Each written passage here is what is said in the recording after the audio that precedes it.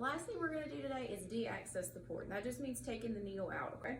So what we would do, we would check our order, identify our patient, explain the procedure, perform hand hygiene, and then put on clean gloves.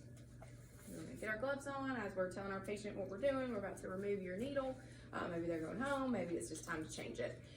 First thing we're going to do is we're going to cleanse the port. I'm going to go ahead and open this saline. So again, it's been kind of hanging down, so we want to clean it, get in there and really scrub it. We're going to let it air dry.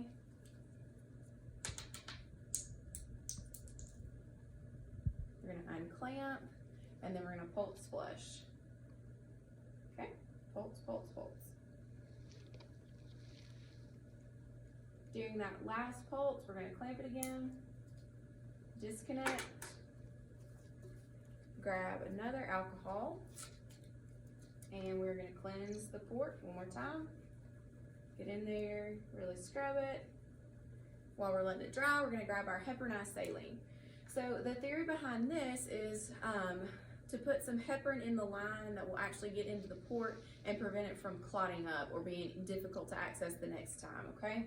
So that's all dry. We're going to hook our heparin up. We're going to unclamp. And then we're going to pulse our heparin in there. Usually it's 5 milliliters. We're going to pulse, pulse, pulse. And when we get to that half ml, we're going to clamp. So we'll take this off. At this point, we're going to remove the dressing off the patient.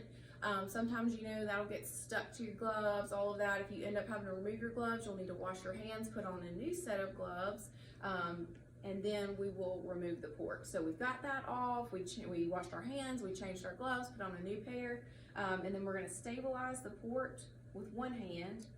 We're going to grab the little wings. Obviously, you tell your patient, you may feel a little bit of a tug. Obviously, you wouldn't want to tug too hard. We don't want to dislodge anything. So we are stabilized and we're going to pull straight out. Sometimes it does take a minute to get it. Pull straight out, and you'd want to look at that needle, make sure that it looks intact, and then you would drop it down into your sharps container. At this point, you put another little dressing over the patient's chest, tape it with some paper tape, and then you'd want to document how the needle looked, how much saline you flushed, how much heparin you flushed, what the site looked like when you took it out, and then how the patient tolerated it.